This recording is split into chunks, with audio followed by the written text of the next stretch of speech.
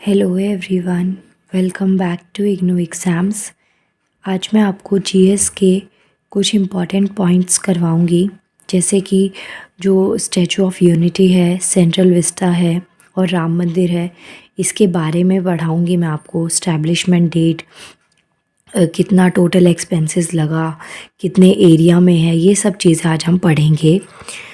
आज की इस वीडियो के हमारे 3 मेजर टॉपिक्स हैं। फर्स्ट आता है हमारा सेंट्रल विस्टा। अभी अभी इसकी ओपनिंग हुई है, अभी बना है, तो इसलिए ये एग्ज़ाम पर्सपेक्टिव से इम्पॉर्टेंट है। वनडे एग्ज़ाम में ऐसे क्वेश्चंस बहुत बार पूछे जाते हैं।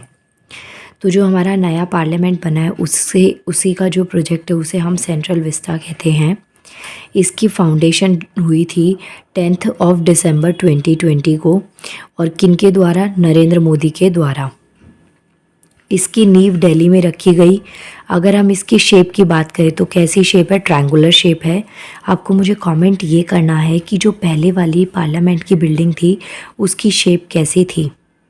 अब देखिए, ये जो सेंट्रल विस्टा है जिसकी ट्रायंगुलर शेप है, तो इसके आर्किटेक्चर कौन है, इसके वास्तुकार कौन है, किसने इसका आइडिया दिया कि इस तरीके से ये बनना चाहिए? तो वो है बिमल पटेल। ये काफ़ी इम्पॉर्टेंट है, आर्किटेक्चर के ऊपर क्वेश्चन कई बार एग्ज़ाम में आता है। और किस कंपनी के अंडर इनका कंस्ट्रक्शन का काम दिया गया है?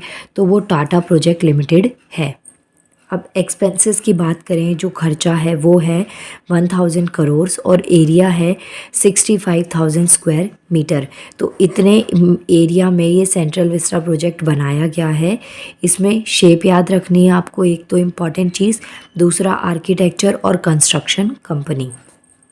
नेक्स्ट आता है हमारा स्टैचू ऑफ यूनिटी, जो कि सरदार वल्लभ भाई पटेल जी की है। बहुत इम्पॉर्टेंट है। ये है कहाँ पे? क्वेश्चन आया स्टैचू ऑफ यूनिटी कहाँ पे लोकेटेड है, तो वो गुजरात के अंदर है।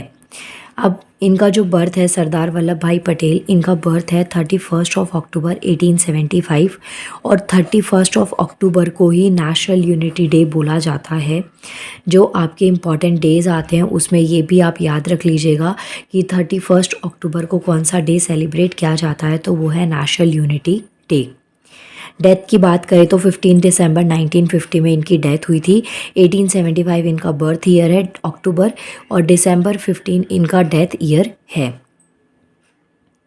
इसके बाद में नेक्स्ट हम बात करते हैं, यहाँ पे देखिए, इनको जो स्टैचू ऑफ यूनिटी, ये किनकी है? सरदार वल्लभ भाई पटेल जी की है। तो इन्हें हम आयरन मैन भी बोलते हैं।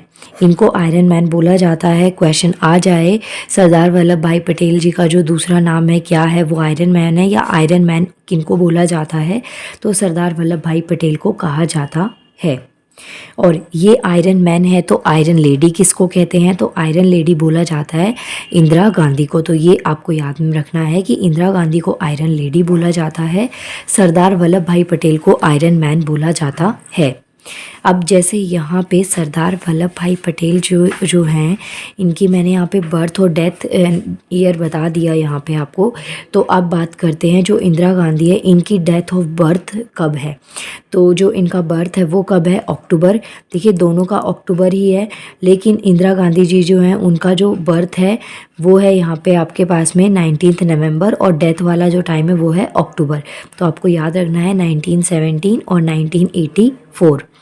शॉर्ट में याद रख लीजिएगा, आयरन लेडी इंदिरा गांधी जी को बोला जाता है, और आयरन मैन सरदार वल्लभ भाई पटेल को बोला जाता है। इसके अलावा जो सरदार वल्लभ भाई पटेल जी जो हैं, आयरन मैन के अलावा इनके और क्या के इनके नाम रिकॉर्ड्स हैं? तो आफ्टर इंडिपेंडेंस ये फर्स्ट प्राइम मिनिस्टर थे। मतलब कि हमारे भारत के आज़ाद होने के बाद में जो पहले हमारे प्राइम मिनिस्टर थे वो थे ये सरदार वल्लभ भाई पटेल। फर्स्ट होम मिनिस्टर भी थे, गृह मंत्री भी यही थे, सरदार पटेल जी। और जो स्टैचू है ये कहाँ पे, जो इनका स्टैचू ऑफ यूनिटी बनाया गया है सरदार वल्लभ भाई पटेल का, ये कहाँ बनाया गया है? तो ये जो सरदार सरोवर डैम है इसके यहाँ पे बनाया गया है। और ये जो डैम है, ये जो बांध है सरदार सरोवर डैम, ये कहाँ पे? नर्मदा रिवर के तट पर है।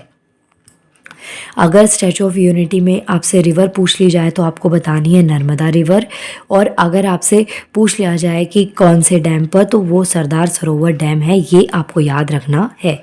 वैसे ज़्यादा टफ नहीं है क्योंकि इनके नाम में भी सरदार वल्लभ भाई पटेल आता है, सरदार वर्ड आ रहा है और इनमें भी जो डैम है उसमें भी सरदार आ रहा है, तो आपको याद रखना काफ़ी हद तक ये ईजी हो जाएगा। इम्पॉर्टेंट पॉइंट आयरन लेडी और आयरन मैन है, तो आपको याद रखना है।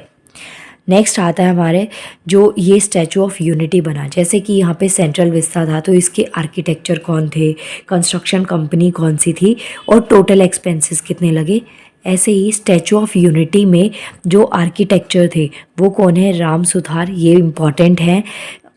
आर्किटेक्चर इन्होंने बहुत इम्पॉर्टेंट चीज़ों को इनके ये बहुत ज़्यादा इम्पॉर्टेंट चीज़ों के आर्किटेक्चर रहे हैं, तो आपको पता होना चाहिए। कंस्ट्रक्शन कंपनी कौन सी है, L&T, लांसर्स एंड टर्बो। और हाइट इसकी कितनी है, जो स्टैचू ऑफ यूनिटी है इसकी हाइट है 182 मीटर। सॉरी, हाइट इसकी 182 मीटर है। और एक्सपेंसेस खर्चे की बात करें तो 3000 करोड़ रुपीज़ इसमें लगे हैं। जो सेंट्रल विस्ता प्रोजेक्ट है इसमें बहुत ज़्यादा अमाउंट लगा है, लेकिन स्टैचू ऑफ यूनिटी में कंपैरेटिवली कम अमाउंट लगा है। नेक्स्ट पॉइंट आता है हमारा राम मंदिर के ऊपर। देखिए, मैंने अभी आपको फर्स्ट बताया सेंट्रल विस्टा, सेकंड मैंने आपको बताया स्टैचू ऑफ यूनिटी, और अब मैं आपको बता रही हूँ राम मंदिर। जो राम मंदिर अयोध्या में बना है इसके बारे में क्या क्या इंपॉर्टेंट पॉइंट्स है जो आपके एग्ज़ाम पर्सपेक्टिव से 1 डे एग्ज़ाम के लिए इम्पॉर्टेंट हैं। सबसे पहली चीज़ तो राम मंदिर की हाइट पता होनी चाहिए, 161 फीट है। और सुप्रीम कोर्ट ने राम मंदिर के फेवर में अपना जो फाइनल डिसीजन था, ये क्वेश्चन आता है कि कब दिया था, तो वो डिसीजन 2019 में दिया था। 2 नवंबर 2019 में सुप्रीम कोर्ट ने अपना फाइनल डिसीजन राम मंदिर के लिए दे दिया था, 2 नवंबर 2019।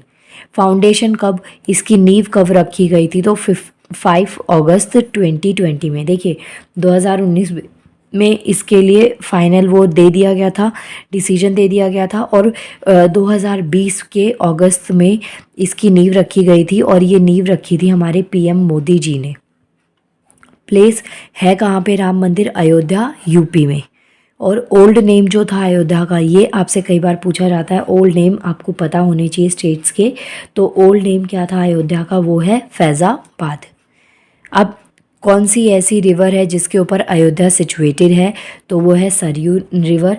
जैसे आपसे स्टैचू ऑफ यूनिटी में रिवर पूछी जाएगी तो नर्मदा रिवर, ऐसे ही जो राम मंदिर है वो कहाँ पे, या सॉरी अयोध्या में क्या है, राम मंदिर बनाया गया है। तो अयोध्या कहाँ पे, कौन सी सिटी, जो ये अयोध्या सिटी है ये कौन सी रिवर पे, कौन सी नदी पे लोकेटेड है, तो वो है सरयू रिवर। आर्किटेक्चर की बात करें तो ये है चंद्रकांत सोमपुरिया, ये इसके आर्किटेक्चर थे, ये भी इम्पॉर्टेंट है। और कंस्ट्रक्शन कंपनी जो राम मंदिर की है वो वही स्टैचू ऑफ यूनिटी की कंस्ट्रक्शन कंपनी थी, L&T। और राम मंदिर को बनाने में टोटल जो खर्च आया है वो आया 300 करोड़ का। तो ये आपको ध्यान में रखना है। ये मैंने 3 आपको अभी समझाए हैं। फर्स्ट देखिए सेंट्रल विस्ता, उसके बाद में स्टैचू ऑफ यूनिटी के बारे में पॉइंट्स, और थर्ड वन राम मंदिर के बारे में। अगर आपको ये वीडियो अच्छी लगे तो प्लीज़ वीडियो को लाइक करिएगा, चैनल पे नए हैं तो चैनल को सब्सक्राइब कर लीजिएगा। And thank you so much. मिलते हैं नेक्स्ट वीडियो में।